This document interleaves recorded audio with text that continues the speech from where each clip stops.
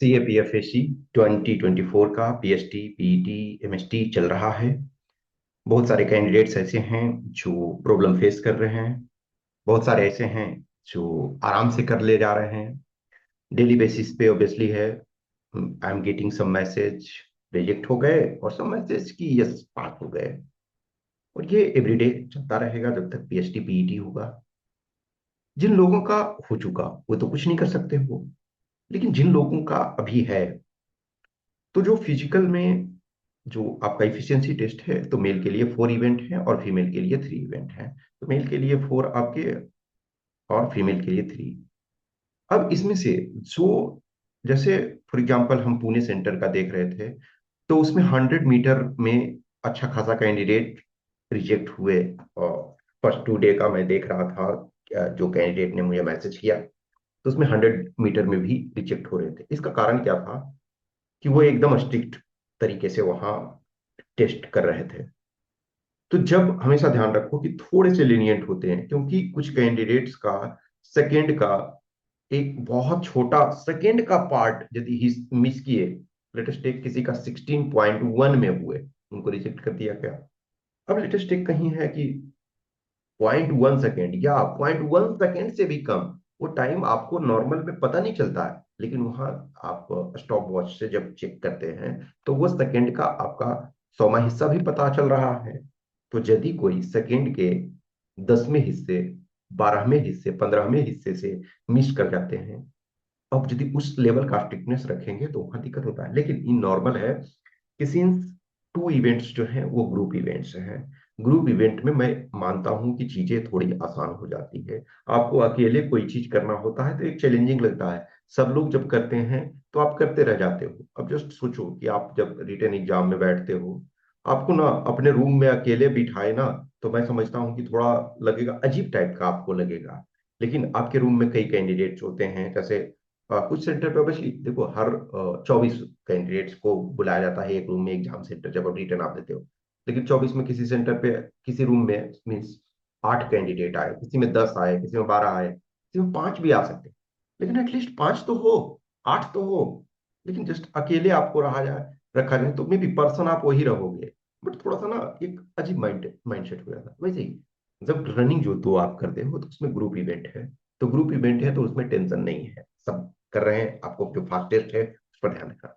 लेकिन long jump, mail के लिए 2 इवेंट, लॉन्ग जंप और शॉर्ट पुट, ये इंडिविजुअल है। फीमेल के लिए सिर्फ लॉन्ग जंप है, वो इंडिविजुअल है। तो जब आप इंडिविजुअल इवेंट करते हो तो उसमें से आपको अपना अपने ऊपर ही कंसंट्रेट करना होता है। जब रनिंग में क्या है कि आप ग्रुप में देख रहे हो, फास्ट वो कर रहे हैं तो वो मोटिवेट कर रहे हैं, यस दौड़ो दौड़ो दौड़ो, तो वो आप थोड़ा पिकअप कर लेते हो। लेकिन लॉन्ग जंप में जो करना है वो आपको इंडिविजुअल। लॉन्ग जंप में यदि आप 3.5 मीटर देखते हो मेल के लिए और फीमेल के लिए 3 मीटर, तो ये बहुत ज्यादा नहीं है, ये बहुत अधिक नहीं है, आप इसको कर सकते हो। लेकिन अब आप बोलोगे क्या मैं ट्राई नहीं, आप अपने लेवल से वेस्ट कर रहे हो स्टिल। आपको यदि डाउट्स लग रहा है कि यस अभी भी हम कंफर्म नहीं हो रहे हैं, तो एक चीज तो करो कि थोड़े से प्रैक्टिस को बढ़ा दो, एक्स्ट्रा प्रैक्टिस करो, इंक्रीज योर प्रैक्टिस। वजन जिनके पास ज्यादा है, ओवरवेट हो, तो ओवरवेट तो एक तो ऐसे भी रिजेक्शन है। लेकिन सपोज करो कि आपका जो 56 से 65 सपोज आपका रेंज है वेट का, और आप 69 हो, तो आप वेट में तो आप क्लियर कर जाओगे, इतना मान के चलो वो अलाउ कर देंगे, या 68 अलाउ कर देंगे। लेकिन यदि हमको लॉन्ग जंप में प्रॉब्लम हो रहा है और यदि हमने अपना वजन 3 किलो कम कर लिया, तो जो हम थ्रो 68 केजी 69 केजी के बॉडी को कर रहे थे, अब हमें 65 केजी का करना पड़ेगा। तो एक आपका इसमें थोड़ा सा एडवांटेज मिल जाता है। जिनका आप यदि देखोगे कि जिनका हाइट अच्छा है और बॉडी वेट कम है, वो थोड़ा आसानी से कर ले जाते हैं। जिनका बॉडी वेट ज्यादा है, आप एक किसी पर्सन को देखो कि जिनका बहुत ज्यादा वजन है, मान लिया आप ये सोचो कि कोई पर्सन है जिनका होना चाहिए था 65 और उनका 85 है, बिलीव मी उनको लॉन्ग जंप करने में बहुत ज्यादा दिक्कत होगी। लेकिन जिनका वजन कम है उनको, तो ये कर सकते हो। यदि हम 2 केजी कम करें और 2 केजी से हम 10 सेंटीमीटर एक्स्ट्रा कर ले रहे हैं, तो वही 10 सेंटीमीटर तो आपको क्वालिफाई कराएगा, तो दोनों वे में आपका फायदा। तो एक तो ये। अब यदि हम ये नहीं कर सकते तो इसी के साथ हमको जीना है, इसी के साथ करना है।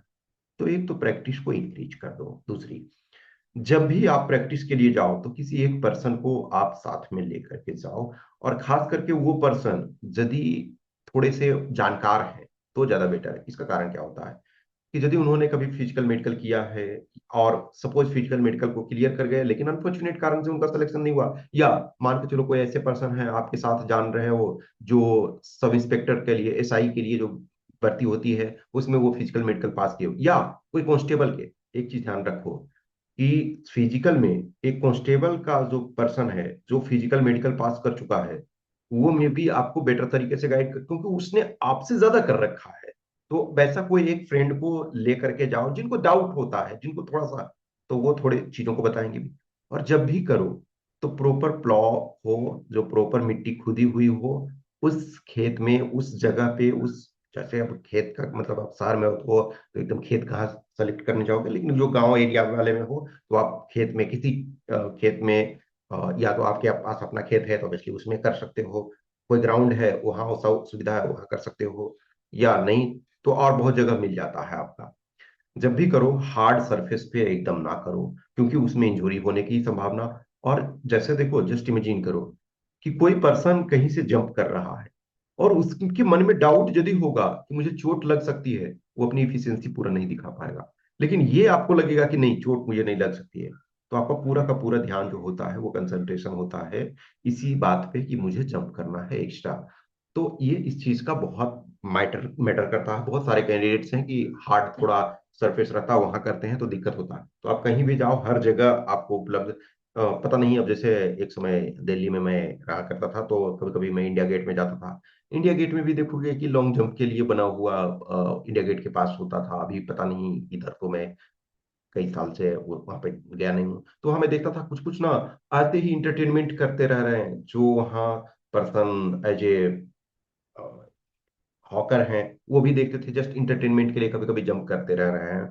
एक समय हम गए थे तो वहाँ हम लोगों ने उनकी फोटोग्राफी वगैरह भी की थी। तो कहीं भी आपको मौका मिल जाता है हर जगह आपको सर्च करना। तो एक तो लैंड है एकदम सॉफ्ट होना चाहिए। बॉडी वेट यदि आप कम कर सकते हो तो कम करने की कोशिश करो, ये ट्विन वे में आपको फायदा होगा। जिनको डाउट हो रहा है कि हम कर सकते हैं नहीं, तो थोड़ा सा एक्स्ट्रा कर लो। प्लस जो एक है कि जब वहां जाते हो तो जो पर्सन, जैसे एक साथ में मैं इस वजह से भी कह रहा हूं कि आप जब जंप करोगे तो आप ये नहीं, उस समय आपको पता चल रहा है ना कि हम कहाँ से जंप कर रहे हैं और कहाँ कर रहे हैं। तो पॉसिबल हो तो आप जो आपके साथ पर्सन गए हैं उनको बोलो कि हम जैसे ही रनिंग जहां से स्टार्ट करते हैं वहीं से रिकॉर्डिंग स्टार्ट कर दो मोबाइल में। आज के डेट में क्या है, सबके पास मोबाइल डिवाइस है और उसमें कोई कॉस्ट नहीं लग रहा है। तो उनको बोलो कि जैसे ही आप रनिंग करते हो और उस रनिंग से ही आपकी रिकॉर्डिंग स्टार्ट करें।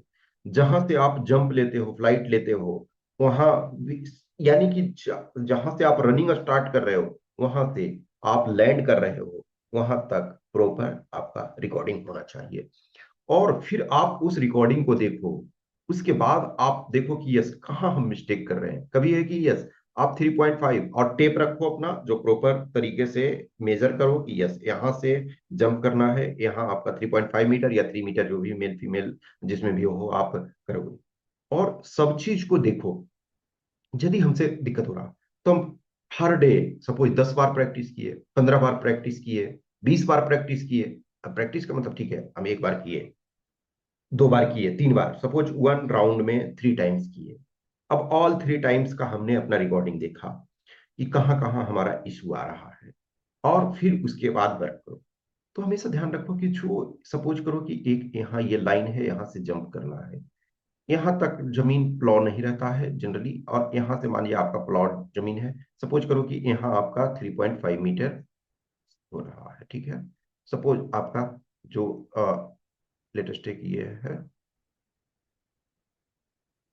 ठीक है। तो यहाँ से आप जंप कर रहे हो, यहाँ तक आपका प्लॉट जमीन नहीं है क्योंकि यहाँ मान के चलो 1.5 मीटर सपोज है, तो इतना तक आपको जरूरत ही नहीं है। अब यहाँ से आपको एक्चुअल में जंप तो यहाँ से करना है, तो यहाँ तक प्लॉक की जरूरत नहीं है, यहाँ से आपका भी प्लॉक की जरूरत है, यहाँ आपका 3.5 मीटर होता है। तो देखो यहाँ आपको लाइन टच नहीं करना है, इस चीज को ध्यान रखना। अब इसका मतलब ये नहीं है कि यहाँ एकदम बहुत, ये प्रैक्टिस से आएगा कि आप ऐसा करो कि हम 3 सेंटीमीटर, 5 सेंटीमीटर, 10 सेंटीमीटर, सपोज करो 10 सेंटीमीटर हम दूर से जंप कर रहे हैं। ये आप प्रैक्टिस करते करते हो जाएगा। तो 10 सेंटीमीटर, 10 सेंटीमीटर पहले से हम जंप कर रहे हैं। तो इफेक्टिवली देखा जाए 10 सेंटीमीटर पहले से आप जंप कर रहे हो, तो इफेक्टिवली आपको क्या है, 3.6 मीटर से थोड़ा ज्यादा जंप करना पड़ेगा, क्योंकि 10 सेंटीमीटर तो आप ऑलरेडी इधर मिस किए। लेकिन कोई है कि परफेक्ट इफिशियंसी से कि हम 2 सेंटीमीटर पहले, लेकिन 2 सेंटीमीटर वाला में थोड़ा रिस्क हो सकता है। तो आप 5 सेंटीमीटर सपोज ले लिए कि 5 सेंटीमीटर पहले, तो आपको जंप तो थोड़ा एक्स्ट्रा करना पड़ेगा। आप परफेक्शन में एकदम नहीं हो सकते ना कि सुई के नोक के बराबर पहले से कूदे और यहाँ एकदम। तो इसमें से ध्यान रखो कि जितना आप बार बार प्रैक्टिस करोगे तो आपको आइडिया, और वो जब रिकॉर्डिंग आप देखोगे तो उसमें आपको पता चल जाएगा, ठीक है। तो यहाँ, अब यहाँ जब भी जंप करना है तो ये लाइन को भी टच नहीं करना है। वहां देखोगे कि वाइट वो से ये किया हुआ रहता है, लाइनिंग किया हुआ रहता है, तो उसमें आपको पता चलता है। यहाँ, यहाँ क्या करना है कि बॉडी को जितना हो सके आगे थ्रो करना है, आप पीछे नहीं। क्रिकेट को बेस्ट देखना कि जब भी कोई क्रिकेटर होता है, वो बार बार अपने मैच को और अपोनेंट के प्ले को देखते हैं। खाली टाइम में क्या होता है, रिकॉर्डिंग वो देखते हैं। कभी देखोगे कि जब कोई कैच लेने का जहां डाउट होता है, विकेट जहां में टच हुआ या नहीं हुआ, क्या होता है, रिप्ले करते हैं, आपको स्लो मोशन में वो दिखाते हैं कि बॉल कैसे आ रहा, या यदि बाउंड्री पे आया, किसी कैच ले लिया लेकिन स्लाइटली वो जो लगा हुआ है बॉर्डर के लिए, वो उसमें टच हो गए, तो क्या होता है, वो 6 चला गया या 4 चला गया, जो भी व्हाट्सएवर कंडीशन हुआ। तो आप देखोगे कि उनको रिकॉर्डिंग्स को देखते हैं, वो चीजों को थोड़े थोड़े मतलब स्लो मोशन में, तो आप वैसे ही इन चीजों को करो। और हमेशा ध्यान रखना कि पॉजिटिविटी बेटर होना चाहिए, पॉजिटिविटी निगेटिविटी से ज्यादा होना चाहिए। हमारा जो माइंड है साइकोलॉजिकली, वो बहुत सारी चीजों को कंट्रोल करता है। तो यदि आप पॉजिटिव सोचते हो तो आपके पास थोड़ा सा करने की ईज मिल जाता है, आप थोड़े आसानी से करते हो। लेकिन वही निगेटिवली थॉट लाते हो कि होगा नहीं होगा, निगेटिविटी लाते हो तो थोड़ा सा कम आप कर पाते हो, आप ये चाहो या ना चाहो। ये साइकोलॉजिकल है। बेस्ट एग्जाम्पल आप देख लो, यदि आप पूरी रात ना सोए हो और कल आप एग्जाम देने जाओ, फिर भी एग्जाम हॉल में आपको नींद नहीं आएगी, एक्सेप्शन को छोड़ दिया जाए तो। एक्सेप्शन ऐसे होते हैं कि जो रात भर सोए हैं उसके बाद भी उनको एग्जाम हॉल में नींद आ रहा है। वही सेम स्टूडेंट जब क्लास में टीचर पढ़ाते रहते हैं तो नींद आती रहती है। बहुत सारे टीचर्स पढ़ाते हैं तो नींद आती है, मुझे भी इंजीनियरिंग कॉलेज में नींद आती थी। मैं पहले जब इंजीनियरिंग कॉलेज में जब तक नहीं गया था तो मैं सोचता था ना, एक स्टूडेंट कैसे क्लास में सो सकता है। लेकिन जब मैं इंजीनियरिंग कॉलेज में गया तो मुझे भी नींद आने लगी। लेकिन ये था कि मैं आगे बैठता था तो आगे वाले पर डाउट कम करते हैं, पीछे वाले पर थोड़ा ज्यादा करते हैं, तो नींद आती थी। अब लेकिन ऐसा नहीं है ना कि आप खर्राटा ले रहे हो एकदम पूरा, लेकिन हल्का नींद तो आने लगती थी क्लास। लेकिन यहाँ जब रियल आप एग्जाम में बैठे हो, आप सिविल सर्विसेज के एग्जाम में या असिस्टेंट कमांडेंट के एग्जाम में या सीडीएस के एग्जाम में या किसी कोई कंपेटिटिव एग्जाम में, या आप अपने बोर्ड के एग्जाम में, बिलीव मी, आप पूरी रात नहीं सोओगे ना तब नींद नहीं आएगी, लेकिन नॉर्मल डे में आएगी। क्यों? क्योंकि वो हमारा माइंड जो है एडजस्ट किए हुए रहता है कि कल हमारा एग्जाम है, ये मेरे जीने और मरने का प्रश्न है, मेरे करियर का प्रश्न है, मेरे जो यदि मैं अच्छा कर पाता हूं तो मेरा करियर सुधर जाएगा, मेरा नेक्स्ट जो 40 45 50 ईयर्स का लाइफ है, 60 ईयर्स, वो बहुत अच्छा हो जाएगा। तो वो माइंड जो है ऑटोमेटिकली एडजस्ट करता है। तो माइंड आपके बॉडी में, आपके माइंड में बहुत पोटेंशियल है। तो आप पॉजिटिविटी को ज्यादा रखो कि हम कर सकते हैं। अब ये भी आप जानते हो कि so many candidates are getting rejected, लेकिन क्यों आप अपने को फिलहाल पहले कर रहे हो? हाँ, ये है कि प्रैक्टिस क्यों कराया जाता है, कि मुझे डाउट है थोड़ा तो मैं प्रैक्टिस का अपना, कहते हैं ना कि सफलता यदि चाहते हो जल्दी तो असफलता का दर दुगना कर दो। असफलता का दर दुगना का मतलब है कि हम यदि डेली 3 बार प्रैक्टिस कर रहे थे, थ्री मतलब 3 जंप लिए, तो हम 5 जंप लेंगे, 10 जंप्स लेंगे, 20 जंप्स लेंगे। हाँ, लेकिन अब 20 एक ही बार में नहीं लेने लगेंगे, थोड़े देर रुके, बढ़िया, यदि इसका 10 डेज बाद है, 20 डेज बाद है, 1 वीक बाद है, तो आप अभी के लिए मैक्सिमम टाइम इसमें दे सकते हो यदि दिक्कत हो रहा है तो। कुछ ऐसे कैंडिडेट्स हैं जिनको कोई डाउट ही नहीं होता है कि यस, लॉन्ग जंप है तो आराम से वो 4 मीटर कर रहे हैं, रनिंग है 3 मिनट 45 सेकेंड की जगह 2 मिनट 45 सेकेंड में वो कर रहे हैं, तो क्यों परेशान होंगे। 100 मीटर 14 सेकेंड में वो कर ले रहे हैं, मेल की बात मैं बता रहा हूँ, और ऑब्वियसली फीमेल में उसी ढंग से, तो उनको क्यों परेशानी। जैसे महिलाएं कुछ फीमेल हैं, तो वो जितने मेल के लिए रिक्वायरमेंट है उस क्राइटेरिया को क्वालिफाई वो कर जाते हैं, तो क्यों परेशान वो होंगे, वो आराम से कर सकते हैं। बहुत बार ऐसा होता है कि जो one of the best candidates होते हैं वो भी रिजेक्ट हो जाते हैं, और जिनको एकदम डाउटफुल पहले रहता है वो भी पास कर जाते हैं। क्यों? क्योंकि वहां वो कॉन्फिडेंस अपना शो करते हैं। यदि जो बहुत बेस्ट सूटेड कैंडिडेट्स हैं वो भी थोड़ा गड़बड़ा जाते हैं, थोड़ा टेंस मूड में आ जाते हैं, तो नहीं हो पाता।